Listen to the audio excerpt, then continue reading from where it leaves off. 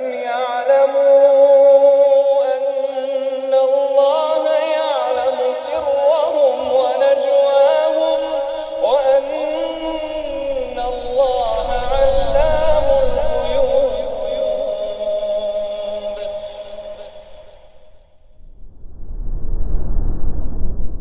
أشهد أن لا إله إلا الله وحده لا شريك له وأشهد أن محمدا عبده ورسوله لا نبي بعده.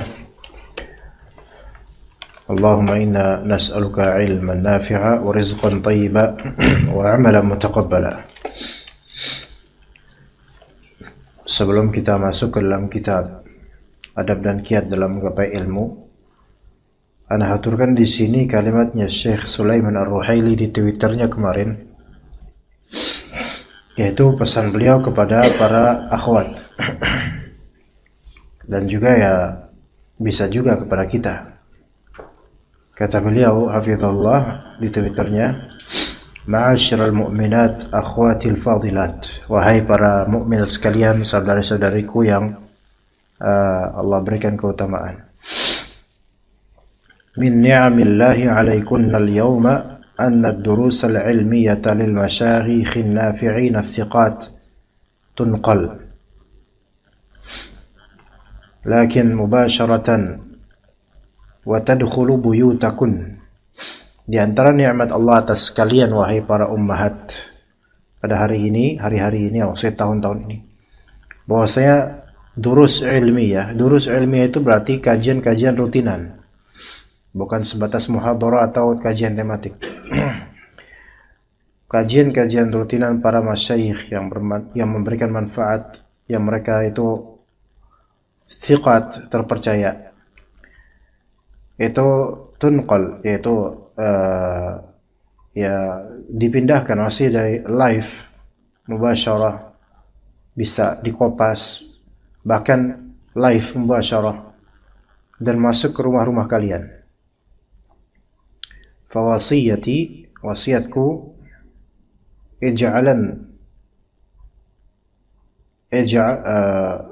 tunqal lakunna, bukan lakin, tunqal lakunna, yaitu ternukil, dipindahkan ke kalian secara langsung live dan masuk ke rumah kalian. Maka fawasiyati lakunna ij'alna lakunna jadwalan ma'atilka durus wastami'na laha. Maka wasiatku, yaitu wasiat Syekh Sulaiman rahimahullah hafizallah, wasiatku untuk kalian wahai ummahat, jadikan untuk kalian jadwal untuk pelajaran-pelajaran tersebut dan simak. فإن كانت إحداكن تستطيع التفرغ لاستماع الدروس والجلوس وفي يدها الكتاب وتعلق الفوائد فهذا حسن جدا. Kalau seorang dari kalian wahai ummahat bisa untuk meluangkan diri menyimak pelajaran dan sambil duduk di tangannya ada kitab, kemudian menulis faedah, maka ini sangat bagus. Wa in kanat la tastati', kalau nggak bisa, fala haraja fi an tastami'a lid-darsi hatta wa hiya tatbakh aw taghsil al-awani ma'a ihdar al-qalbi wa ilqa'i as-sam'i lid-dars. Kalau nggak bisa dengan serius seperti pakai kitab terus habis itu menulis faedah, maka nggak apa-apa perempuan ini menyimak pelajaran selagi masak atau mencuci gelas piring, tapi dengan penghadiran qalbu dan betul-betul menyimak. Assalamualaikum warahmatullahi wabarakatuh. Thumma nasihah ayyatuha tayyibah, nasihat wahai perempuan yang baik, hawili an tuhabbibi kulla man fil baiti fi istima'id dars. Wahai akhwat ummahat, usahakan agar engkau menjadikan semua yang ada di rumah itu suka menyimak pelajaran. Fawallahi inna thimara dzalika wa barakatihi 'alaika wa 'ala ahli baitika wa 'ala baitika la tu'ad wa la tuhsa. Wallahi, sesungguhnya buah dari itu atau keberkahannya atasmu, 'alaiki, ya, wa 'ala ahli baitik, dan keberkahan untuk keluargamu, keberkahan untuk rumahmu itu tidak terhitung, tidak terbilang. Wa ma 'indallahi khairu wa abqa. Dan apa yang ada di sisi Allah itu lebih baik dan lebih baka. Ini pesan untuk akhwat, ya, untuk ummahat yang mereka ada di rumah. Nah, sekarang Anda teringat ketika Ustadz Yazid rahimahullah, beliau mengingatkan beberapa suami yang mana istrinya itu lebih rajin menuntut ilmu daripada suami ini. Dan ini aib. Ini aib ketika istrinya lebih rajin daripada suaminya dalam menuntut ilmu. Ini aib. Beneran ini aib. Wallah ini aib. Laki-laki itu qawwam. Dia pemimpin. Dia mufti bagi istrinya. Dia ustadz bagi istrinya. Tapi ketika istrinya itu lebih semangat menuntut ilmu dibandingkan suaminya, maka ini aib. Coba lihat istri antum. Kalau istri antum lebih semangat menyimak durus, menyimak ilmu daripada antum, maka aib buat antum dan kebaikan buat dia. Ya. Dan ini yang terjadi pada banyak dari ikhwan. Istri-istri mereka itu banyak yang rajin kajian dan suaminya itu di weekend pun nggak ngaji. Ya, di weekend nggak ngaji. Lebih memilih nyantai, istirahat. Lebih banyak ngaji istrinya, padahal lebih cerdas suaminya sebenarnya. Karena perempuan itu lebih banyak mencatat dan fahamnya itu kurang. Dan lupa apa yang akan dicatat. Beda dengan laki-laki. Laki-laki nggak nyatet, tapi tidur. Ya, dan nggak faham juga. Subhanallah, suami istri nggak ada yang faham. Nah, ada kembali mengingatkan ikhwan agar kita itu semangat menuntut ilmu. Misal kita tidak hadir di kajian, tetapi terus menyimak ilmu, faedah ilmu, dan menyimak Al-Quran, baca Al-Quran. Dan rutinkan istri-istri kita untuk menyimak ilmu di keseharian. Kalau bisa diformalisasikan, ya ini dirutinkan secara benar dengan arahan antum. Ya, bukan dibebaskan, dah terserah kamu mau nyimak apa enggak gitu. Karena boleh jadi seseorang menyalakan radio rojak seharian di rumahnya dan tidak ada satupun faedah yang dia dapat. Karena api nyala. Walaupun itu baik, daripada dia nyalakan yang lainnya dari Gen FM misalnya, ya, atau Prambors, jadi nyalain radio dakwah. Ya. Tetapi ketika antum arahkan istri antum, simak ini, linknya ini, itu lebih berharga, lebih magnificent, lebih akan diperhatikan oleh istri antum daripada antum membebaskan terserah dia mau nyimak apa. Antum arahkan, simak ini, hari ini simak ini, hari ini simak ini, dan juga jadwalkan untuk diri antum, hari ini akan nyimak ini dan ini. Setiap hari seperti itu. Kalau istri antum menyimak satu kajian dalam satu hari, secara serius antum simak 2 atau 3. Kalau antum bilang ana nggak ada waktu, kadzabta.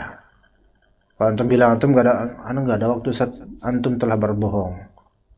Dengan kebohongan antum itu, antum akan dihukum sesuai dengan ucapan antum.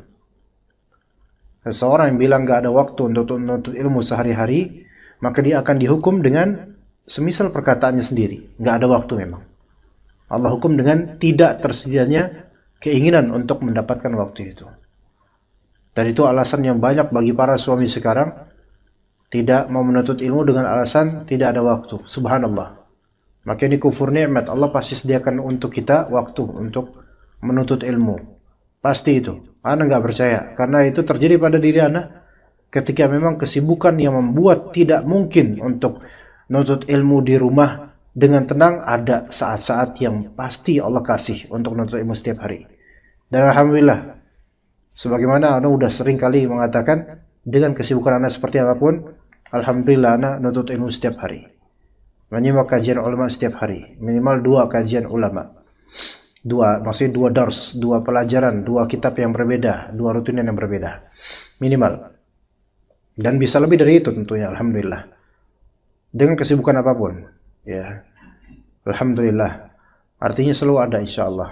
Maka nggak boleh kita mengatakan, ana nggak ada waktu hari-hari untuk menuntut ilmu. Wahai suami antum ada waktu. Nah, ini semangat buat antum, buat kita semua supaya apa? Supaya kita betul-betul menjaga waktu kita, maksudnya di sini mempunyai waktu untuk menuntut ilmu dan menyimak kajian para ulama atau para asatidzah. Ya. Taib. Hadirnya di sini syakarallahu lakum. Allah bersyukur pada kalian, pada antum semua insyaallah, tapi ada waktu lain untuk menyimak kajian ulama atau asatidzah lain yang insyaallah bermanfaat atau lebih bermanfaat. Ya, begitu. Taib, kita lanjut kajian kitab ini di poin-poin adab-adab dalam munaqasyah, berdiskusi ilmiah, dan kita sampai di nomor ke-5. Dikatakan oleh penulis hafizahullah, di antara adab dalam diskusi dan munaqasyah, al-mubadaratu ila ruju'i 'inda zuhuril haqqi ma'a sahibih. Bersegera kembali kepada al-haq, kembali kepada kebenaran ketika kebenaran itu nampak bersama pemiliknya. Ya, kalau misalnya lawan diskusi antum, ya, itu benar, tampak bagi kita dia yang benar, bukan kita yang salah, bukan kita yang benar, kita yang salah, dia yang benar.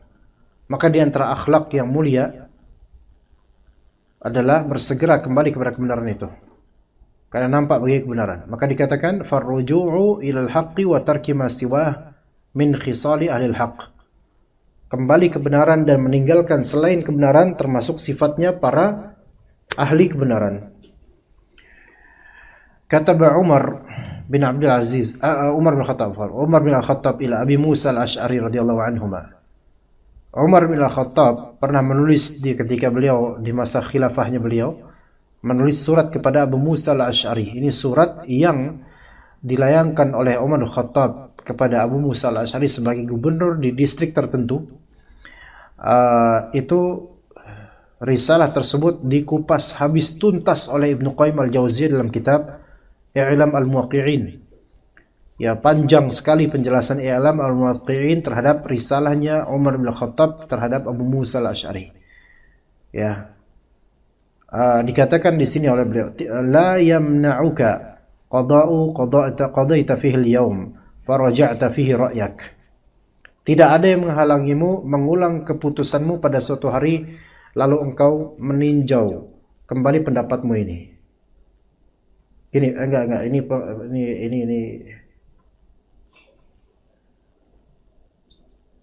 Di sini ini terjemahnya kurang tepat.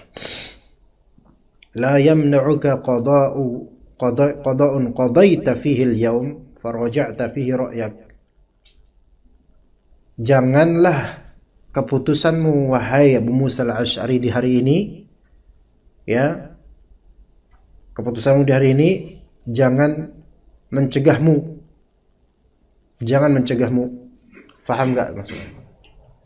Penguasa itu hakim membuat keputusan hari ini.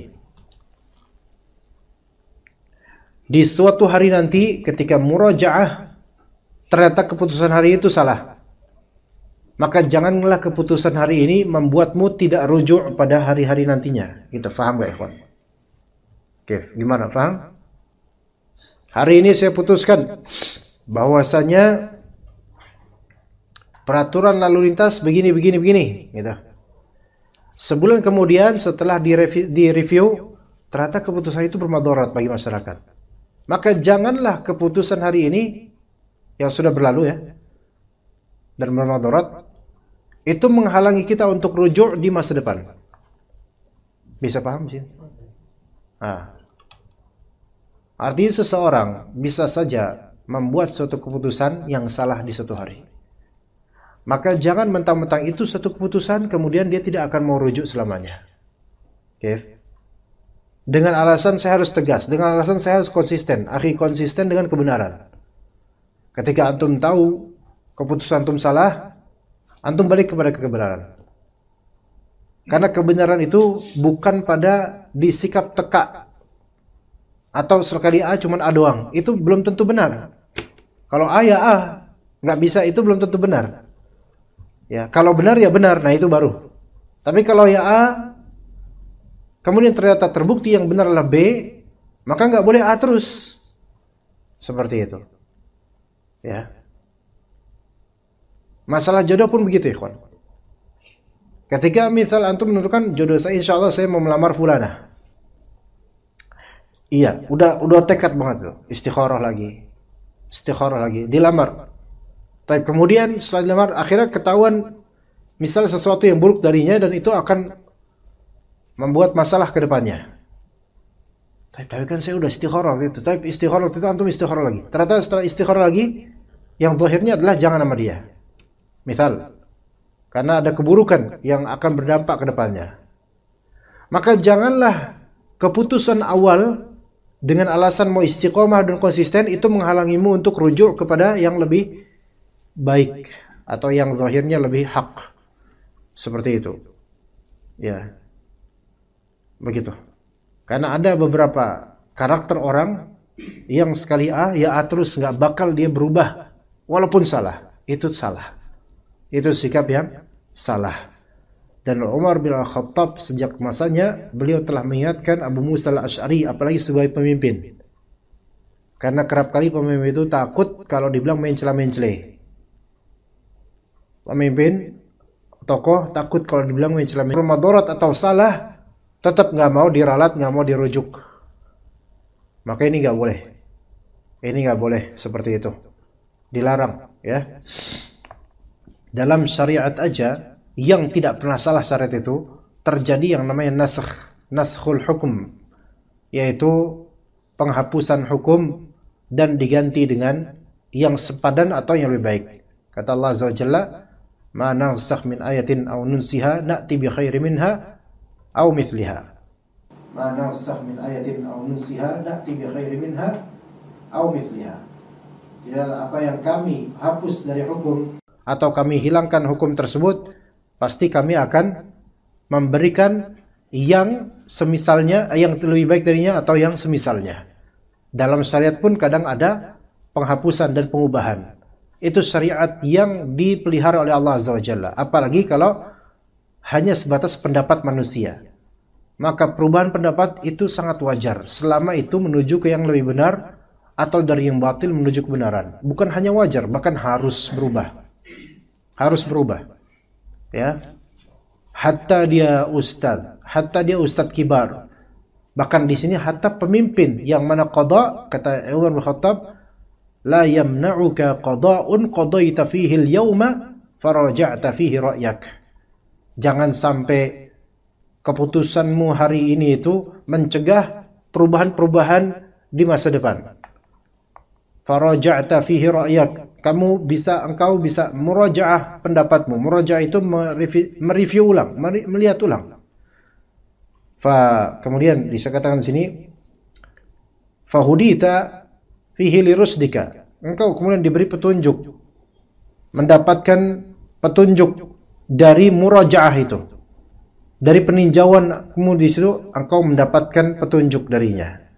Jadi kadang-kadang kita buat keputusan sekarang, kemudian kita tinjau sebulan ke depan, apa hasil dari keputusan itu? Ternyata buruk hasilnya, sehingga antum dapat hidayah.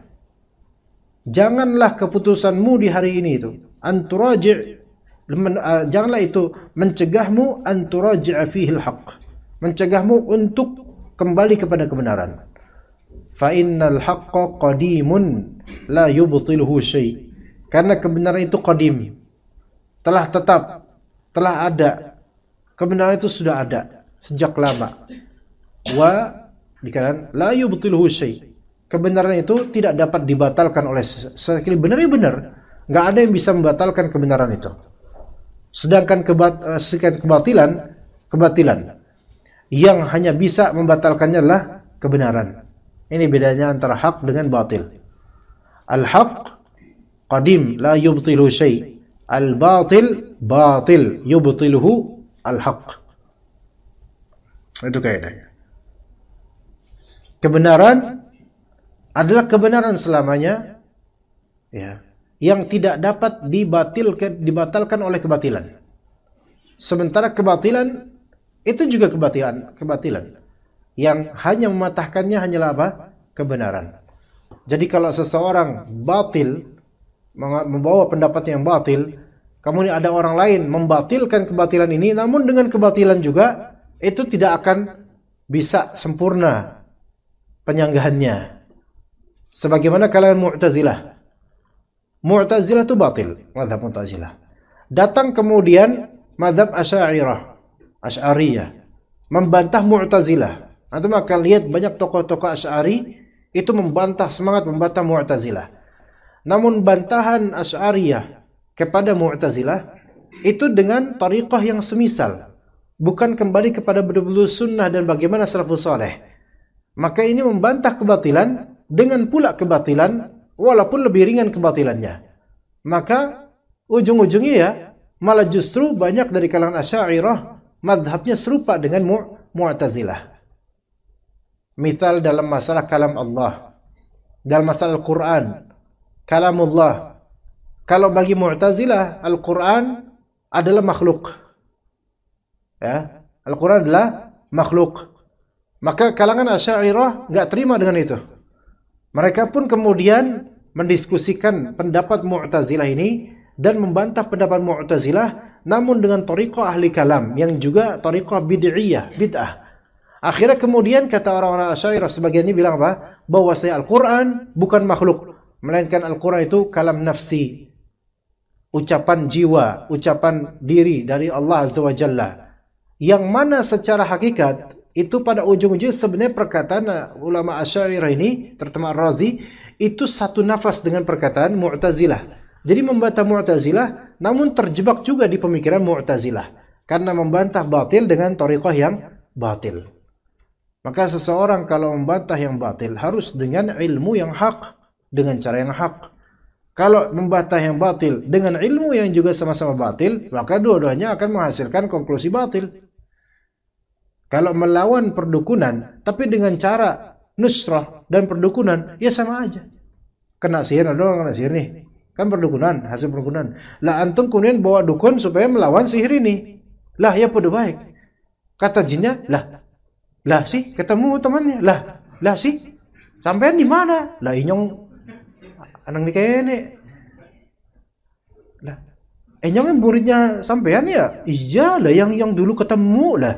Sih ketemu jin ngapak apa jin ngapak? Iya. Gitu kan? Ya sama aja, ketemu-temu juga akhirnya. Lah ini kene aja ya kayak kuwi lah. Nah, akhirnya ketemu dengan yang semisal. Ya, oleh karena itu seseorang itu harus jujur. Dia itu harus menegakkan kebenaran. Kalau misalnya dia salah, udah khalas aku. Minimal dia diam dan mengakui dirinya salah, udah khalas. Minimal gitu. Ya, jadi kebenaran itu qadim. La yubtilu batil. La yubtilu syai'. Wa muraja'atul haqqi khairun min at-tamadi min fil batil. Nah, ini penting sekali. Muraja'atu al-haqq. Ya, kembali rujuk kepada kebenaran itu lebih baik daripada berlanjut dalam kebatilan. Ini kaidah yang luar biasa. Bukan hanya di ranah ilmiah saja, ikhwan. Bahkan di ranah sosial, antum kalau ada salah sama orang, antum nggak mau minta maaf, maka berarti kebatilan akan berlanjut. Di ranah sosial begitu. Di hubungan tetangga, hubungan keluarga. Beneran, antum ada salah sama orang nih. Antum yang salah, tapi antum gak mau minta maaf. Yakin deh, itu kebatilan berlanjut. Dan akan beranak pinak ke hal-hal lainnya. Antum menyesal sama orang, antum gak mau minta maaf. Dia tahu antum salah, antum tahu antum salah. Bodoh amat. Saya gak mau maafan sama dia. Syuf, nanti ketika antum ketika ketemu sama dia, orang yang antum salah ini, orang yang antum bersalah padanya, enak gak ketemu? Gak enak. Walaupun salaman gak ikhlas. Bahkan gak mau salaman. Nah, ini batil lainnya lagi. Lihat, beranak pinak. Ini namanya at-tamadi' fil batil. Terus menerus dalam kebatilan. Ya. Begitu juga kalau misalnya antum punya pemikiran syubhat atau batil. Antum gak mau meralat. Entah karena fanatisme golongan, fanatisme guru, fanatisme suku, atau fanatisme keluarga, atau persahabatan, atau pertemanan, dan seterusnya gak enakan, dan seterusnya. Tamadi fil batil. Subhanallah, tamadi fil batil itu tidak akan mengurangi kebatilan yang ada pada antum. Melainkan justru itu akan beranak sebagaimana zaman memiliki anak, yaitu hari. Semakin tambah hari mungkin semakin beranak itu kebatilan karena dipelihara. Ya, kelasnya kita sama seseorang, kata Nabi SAW, la yahillu li muslimin an yahjura akhahu fawqa thalath. Tidak halal bagi seorang muslim yang memiliki kelas, memiliki perseteruan sama saudaranya untuk saling memblokir, menghajar lebih dari 3 hari. Nah, kalau ternyata bukan karena demi menghindari madarat, karena memang udahlah, saya nggak mau bersaudara sama dia, saya nggak mau ini sama dia. Kalau kayak gitu kira-kira akan terjadi islah nggak? Enggak. Melainkan syubhat dan juga bisikan-bisikan syaitan itu akan terus saja berhembus. Makin lama makin kesel, makin lama makin suudzon sama dia dan seterusnya. Itulah namanya at-tamadi fil batil. Maka at-tamadi fil batil itu berbahaya. Nah, muraja'atul haq itu seringkali pahit. Tetapi pahitnya di awal saja, manis kemudian. Sedangkan tamadi fil batil itu enggak ada baris manisnya sebenarnya, enggak ada. Ya. Wa min ajibi ma ruwiya fi ar-ruju' ila al-haq ma nuqila 'an Ibn al-Jawzi annahu kana ya'mal bi haditsin yatadamman ba'd al-adhkar 'aqib as-shalah. Dan perkara kembali kebenaran yang paling menakjubkan, yang sangat menakjubkan adalah apa yang dinukil dari Ibn al-Jawzi, bahwa suatu ketika ia mempelajari hadis yang mengandung sebagian zikir selepas salat. Jadi beliau mengamalkan salah satu hadis yang mengandung zikir selepas salat fardu. Maka beliau bercerita begini. Kuntu qad sami'tu hadzal hadits fi zamani as-siba. Aku telah mendengar hadis ini ketika aku masih kecil. Fasta'maltuhu nahwan min 30 sanah. Aku mengamalkan zikir dari hadis tersebut selama 30 tahun. Ya, li husni dhanni birruwat. Karena prasangka baikku terhadap perawi hadis tersebut. Ya, falamma alimtu annahu mawdu'un taraktuhu. Setelah aku mengetahui bahwasanya hadis tersebut ternyata hadis maudhu'. Maudhu' apa ikhwan? Palsu. Hadis itu palsu, perawinya muttaham bil kadzib atau kadzab. Jadi hadis palsu itu biasanya perawinya itu disebut muttaham bil kadzib, tertuduh dusta, atau kadzab, pendusta. Hadis ini palsu. Taraktuhu, maka aku pun meninggalkan pengamalan hadis tersebut. Faqala liqa'il, ada yang bertanya kepadaku, alaysa huwa isti'malu khair?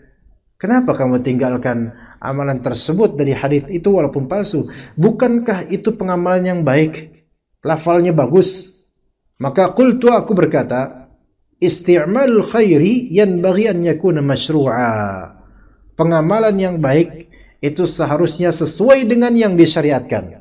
Kalau emang antum mau mengamalkan hal yang baik, ada enggak syariatnya? Fa idza alimna annahu kadzib kharaja 'anil masyru'iyyah. Jika kita mengetahui bahwasanya hal itu adalah kedustaan, maka itu telah keluar dari syariat. Itu bukan bagian dari syariat. Nah, sekarang kita lihat wirid-wirid dan zikir-zikir banyak yang sebenarnya palsu, bukan dari hadis Nabi SAW. Antum tahu doa asghil gak, ikhwan? Doa asghil tahu gak? Salawat asghil, masa nggak tahu? Antum ahli salawat atau bukan sih? Antum aswaja bukan sih? Hah?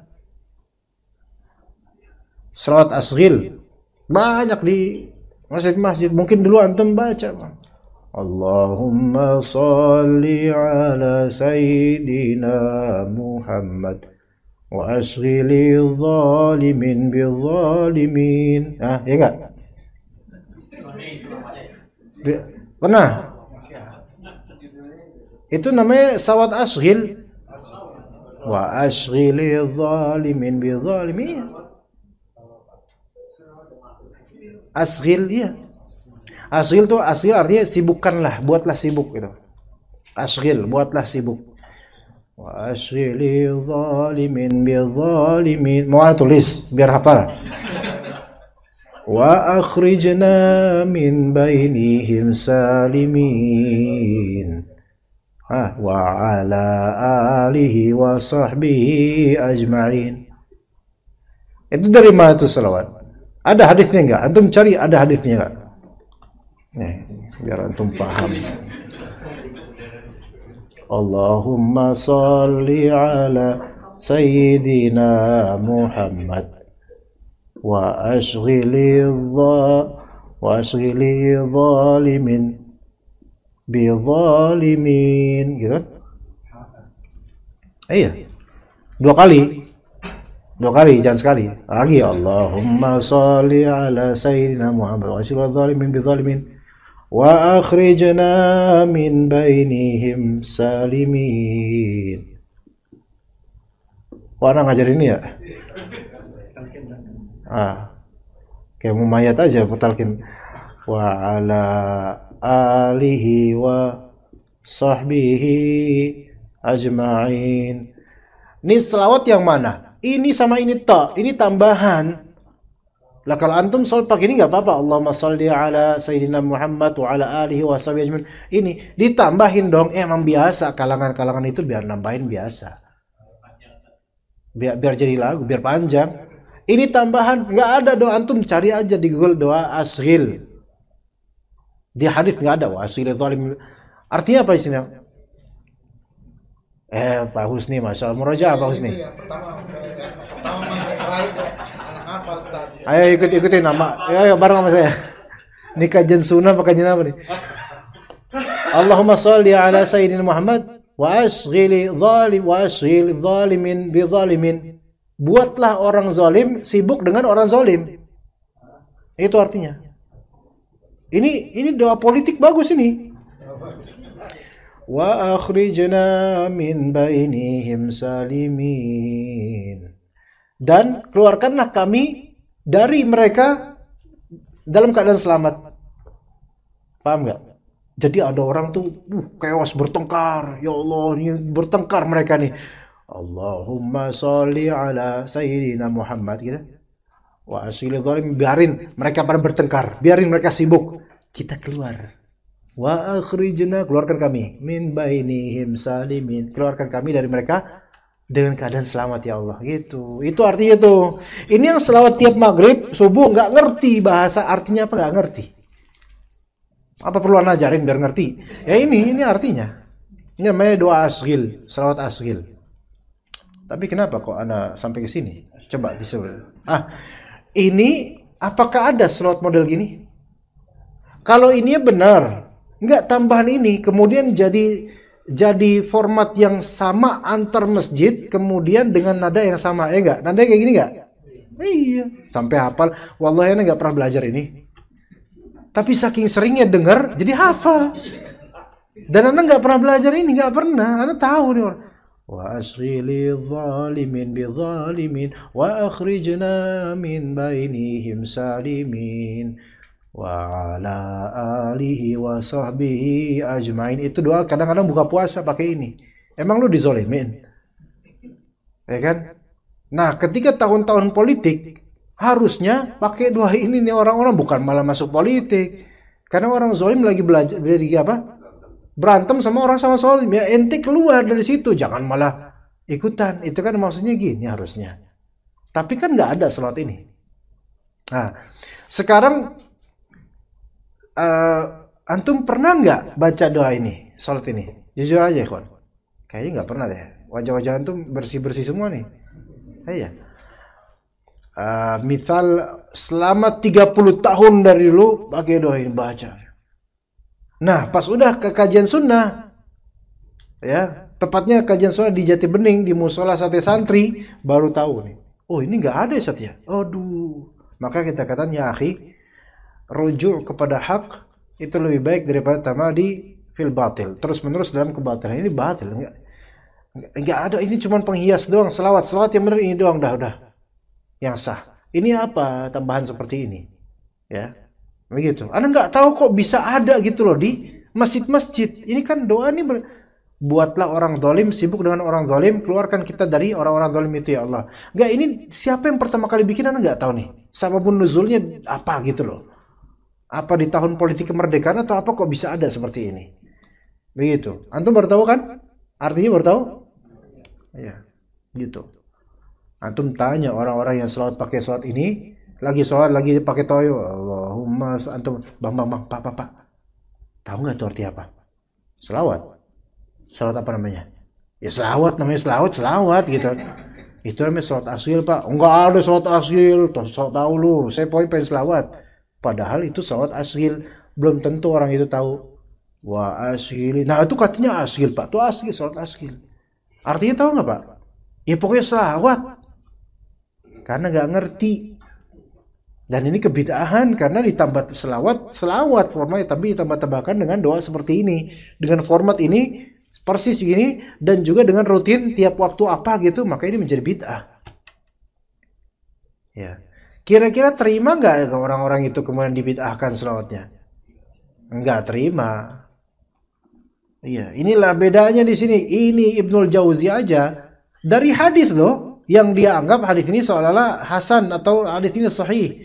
Husnudzon sama perawinya, dia amalkan dong sampai 30 tahun. Di tahun ke-30 setelah mengamalkan, dia mendapatkan ini perawinya ini kadzab, pendusta, maudhu' hadisnya, maka ditinggalkan. Tapi apa kata orang?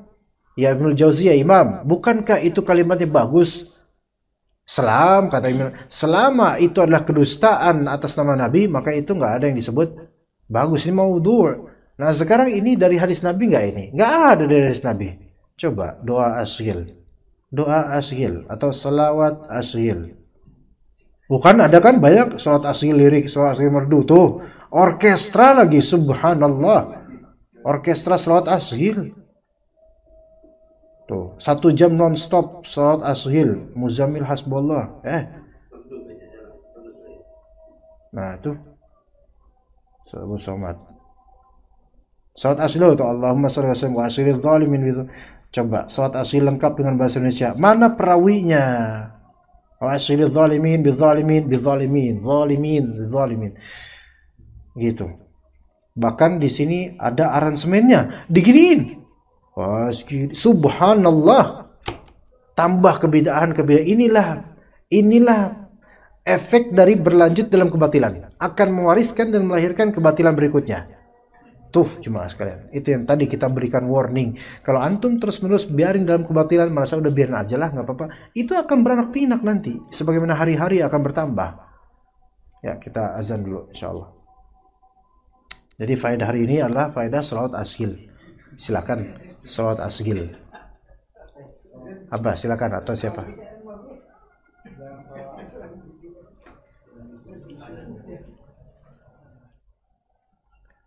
Pak Win di mana Pak Win? Lagi ke kamar mandi atau? Hah? Oh. Nah, jadi lapar. Jadi lapar ini. Hah? Gimana gue? Kayaknya gitu ya. Kita tunggu aja kali ya. Udah kita sholat dulu yuk. Jadi lapar nih. Tapi kita nggak boleh berharap per makhluk, gimana nih ya? Baik, kita lanjut ikhwan. Di poin berikutnya, penulis hafizullah ta'ala beliau menyatakan nomor ke-6 dari adab diskusi, adamu tashhiri bi khasmika inda ghalabatihi fi majlisi inda ghalabatihi fi majlisil munadharah. Tidak ingin dikenal ketika mengalahkan lawannya dalam majelis diskusi. Jadi kalau antum menang diskusi, antum alhamdulillah, masya Allah, semoga Allah memberimu ganjaran, masya Allah. Ini nomor 6 pekan depan aja kali ya. Kita sholat aja langsung. Iya.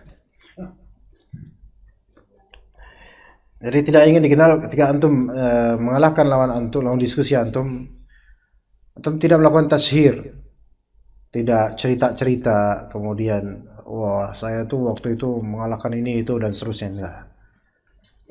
Maka dikatakan di sini fa ba'dun nasi idza tamakkana min ghalabati akhihi fi munadharatin lah ja'ala tilka al-munadharata fakihata majalisih. Sebagian orang jika ia berhasil mengalahkan saudaranya dalam perdebatan, ia menjadikan kisah perdebatan itu sebagai fakihah majalis, fakihah tulisan. Sebagai fakihah itu apa? Fakihah itu kan buah, ya. Itu sebagai bahan cerita gitu loh. Dan ketika ditulis sifat fakihah, cerita, ya kisah, buah lisan, ketika ulama mensifati itu sebagai fawakih atau fakihah, maka itu menunjukkan terus-menerus diceritain. Enak rasanya, nikmat, ibarat fakihah. Antum kalau habis makan berat gitu kan, terus antum ini anggur, makan lagi, ini namanya fakihah. Ini namanya fakihah. Fakihah itu buah yang apa? Buah yang dicemil terus gitu loh. Lebih kayak itu. Atau dimakan terus gitu. Apa yang buah kayak duku kelengkeng ya, apa namanya? Ya, cherry, ya seperti itulah, bisa. Kelengkeng, duku. Itu kan nggak habis-habis tuh. Terus aja makan. Itu seperti itu. Ya. Maka dikatakan oleh Ibnu Qayyim rahimahullah dalam kitab Uddatus Sabirin kalau nggak salah, wa Zakhiratus Syakirin, beliau berkata, hurmatul insan fakihatul lisan, atau kalimat semala, hurmatul insan fakihatul lisan. Kehormatan manusia itu adalah bebuahan lidah, yaitu yang enak banget kita kalau membicarakannya. Jadi terus gitu. Sehingga ini akan nambahin, iya antum bener tuh, ana juga pernah lihat dia gini-gini. Oh iya. Nah, terus saja dipetik-petik terus gitu. Nah, orang yang suka menceritakan tentang kemenangannya itu akan terus cerita. Dan kadang-kadang ngarang gitu loh. Wa kaifa fayatahaddatsu biha ma'a kulli jalis. Maka ia memperbincangkannya bersama setiap kawan duduknya. Wa kaifa annahu dahadha hujaja khasmih. Bagaimana ia telah membantah argumentasi lawannya. Wa tamakkana min tazyifi qawli sahibih. Dan dia bisa mengungkap kepalsuan perkataan lawannya. Wa hadza sya'nuhu ma'a kulli jalis. Demikianlah yang dilakukan bersama setiap kawan duduknya, cerita tentang kemenangan debatnya. Wa hadza tasarrufu mashinun fi haqqi talibil ilm. Ini perilaku yang berjalan pada penuntut ilmu. Iya, ada pada penuntut ilmu. Farubbama yajurruhu idzalika ila babir riya wa hubbis sum'ah. Bisa jadi hal ini menggiringnya kepada dua hal, yaitu perbuatan riya dan juga suka diperdengarkan, pengen didengar namanya, pengen jadi bahan omongan. Wa aidan rubbama yakunu sababun fi nufuri akhihi anhu wa nushu'i syahna bainahuma. Hal ini juga bisa menjadi sebab menjauhnya saudaranya darinya dan menumbuhkan permusuhan. Atau di belakang ini kok kayak ada, sore ini kayak ana jadi pengen sering bersin, kenapa ya? Ada sesuatu yang apok yang datang dari antum apa gimana kok jadi pengen bersin gitu? Nyamuk emang bisa berpengaruh, Pak? Tadi sore nggak gini, Pak? Apa? Tapi anda lupa semenjak Pak Husni datang atau enggak? Anak kayak gini anda lupa, Pak? Ya, jadi hal ini juga bisa menjadi sebab menjauhnya saudaranya darinya dan menumbuhkan permusuhan di antara keduanya. Kemudian bisa bitilka tasarrufat allati ithmuha akbar min nafi'ha bal la yanfa'u fiha idza kanat min hadzal qabil. Lantaran perilaku tersebut yang mana dosanya jauh lebih besar ketimbang manfaatnya, bahkan sama sekali tidak ada manfaat padanya dari hal itu. Fa hadza at-tasarruf yaliju bi sahibihi ila babil ghibah. Perilaku ini juga dapat membawa pelakunya kepada ghibah, yaitu menggunjing. Wa kana al-aula bihi an yahmadallaha wa yashkurahu ala tawfiqihi wa i'anatihi ala al-wusul ila haqq. Yang utama untuk dilakukan adalah memuji Allah ketika menang, atau lebih bagus hujahnya, dan bersyukur kepada Allah atas taufik dan bimbingannya sehingga ia bisa sampai kepada kebenaran. Wa an yakuffa an dzikri dzalika khasyata talbis iblis, dan yang afdal adalah dia tahan diri untuk menyebut-nyebut kemenangannya itu, menyebut-nyebut kekalahan saudaranya dalam perdebatan dengannya, karena khawatir akan jebakan iblis. Ya, jeratan iblis itu halus banget ya. Kemudian Tapi kecuali illa idza ra'a fi dzalika maslahatan, kecuali jika ia melihat ada maslahat pada penceritaan itu. Fayadhkuruha bi adabi ahli ilm, maka hendaklah dia menyebut kisah perdebatan tersebut dengan penuh adab seperti adabnya ahli ilm. Fala syamatata wala hubba zuhur wala sumta wa waqar wa thana ala akhi. Bal sumtun wa waqarun wa thana'un ala akhi. Maka tidak boleh ada kesombongan, tidak boleh ada hubbu zuhur, suka tampil, pengen diperlihatkan, namun yang ada harus ada dengan apa? Akhlak. Samt, ya samt. Akhlak samt itu adalah samt hay'ah, yaitu samt itu sikap yang baik, akhlak, ya, penghormatan dan pujian kepada saudaranya. Al-Imam Ibnu Jauzi mengatakan, wa min dzalika, di antara bentuk talbis iblis, tarakhusuhum fil ghibati bi hujjatil hikayati 'anil munadharah. Di antara talbis iblis adalah mudah terjerumus dalam perbuatan ghibah dengan alasan menceritakan kisah perdebatan itu. Fayaqulu ahaduhum, seorang dari mereka yang kena talbis iblis berkata, takallamtu ma'a fulanin famha qala syai'a. Aku udah bicara sama dia, enggak bisa ngomong dia, gitu. Pas aneh ngomong sama dia nggak bisa ngomong, nggak bisa bantah aneh. Nah gitu. Maka ini menjadi apa? Bisa menjadi ghibah dan ujub. Maka kemudian dikatakan Ibnu Jauzi, wa yatakallamu bima yujibu at-tashaffi min gharadi khasmihi bitilkal hujjah. Dia pun berbicara dengan sesuatu yang membuat dendam lawan debatnya dan hujjah yang dia sampaikan itu. Baik, jadi menang akan sesuatu, bisa mengalahkan seseorang, bisa membuat diam seseorang, itu kadang-kadang menjadi bahan ghibah ketika kita ceritakan. Ya, seperti itu. Wallahu a'lam. Sisanya insyaallah kita lanjutkan pada pertemuan mendatang. Barakallahu fikum jami'an. Wa sallallahu ala nabiyyina Muhammad wa ala alihi wa sahbihi ajma'in. Subhanakallahumma wa bihamdika asyhadu an la ilaha illa anta astaghfiruka wa atubu ilaik. Assalamualaikum warahmatullahi